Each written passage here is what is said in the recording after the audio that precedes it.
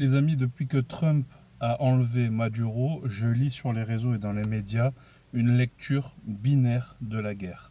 Le méchant, le gentil. Or, il ne faut pas tomber dans le panneau. Renseignez-vous, regardez des géostratèges, regardez des gens qui parlent de la guerre, regardez des conditions actuelles. Les deux blocs s'affrontent déjà depuis longtemps et je me demande s'ils ne s'affronteraient pas depuis le Covid. D'un coup, vous voyez, ça m'est venu comme ça, je me dis, ouais, peut-être qu'en fait, cette histoire de Covid serait commencée là. Deux blocs s'affrontent.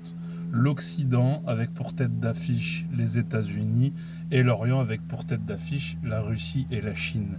Les pays tampons sont visés.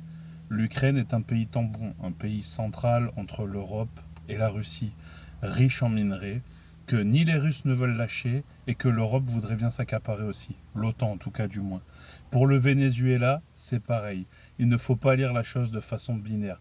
Le Venezuela est le premier producteur de pétrole au monde et il faut savoir que Maduro avait déjà pactisé avec les Russes et les Chinois qui sont implantés en masse là-bas. Ce qui s'est passé, c'est que Trump a dit ok, tu veux pactiser avec les Russes et les Chinois, en plus tu nous emmerdes entre guillemets avec la drogue, on va te soulever et on va reprendre contrôle du pays puisque tu es à 3000 km de chez moi. Le Venezuela est un pays tampon aussi. Et c'est eux aussi qui ils sont à l'entrée en fait de l'Amérique du Sud, donc ils ont aussi un pouvoir sur le contrôle avec les États-Unis et les relations avec les États-Unis. Il faut se rappeler les jeux de stratégie quand on était enfant, les pions qui se déplacent sur une boîte, sur une carte. Les pions se déplacent. Le Nigeria, Boko Haram, certes. Par contre, le Nigeria est un pays tellement riche en minerais. À côté du Niger, qui est un pays tampon avec le Sahel, à côté du Cameroun, qui est en train, via la Russie et la Chine, de développer le plus grand port de commerce international. Tout ça est une histoire de stratégie, ni plus ni moins, de placement de pions. Une chose est sûre, les amis, c'est que nous, en Europe, et surtout nous en France, on est complètement largués.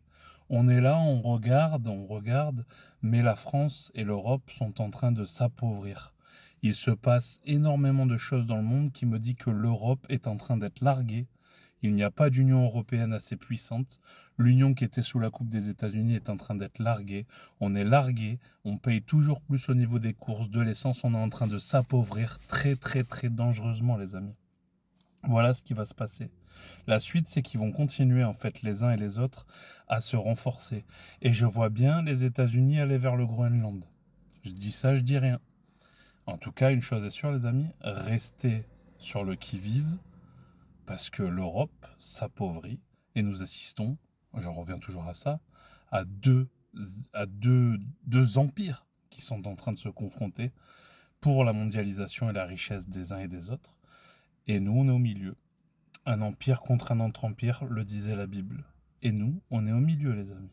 Il faut réagir, mais réagir chacun individuellement dans ce qu'on peut faire pour l'avenir, parce que entre cette guerre froide, j'ai envie de dire très froide, et l'avènement de l'IA, qui est là, hein. La courbe de l'IA, elle n'est pas comme ça. Elle est comme ça, c'est une fusée. L'IA, dans 5 ans, aura enlevé 50% des emplois normaux sur la Terre. Elle les aura récupérés. Entre ça et l'IA, il va falloir réfléchir autrement pour la suite de la vie, les amis.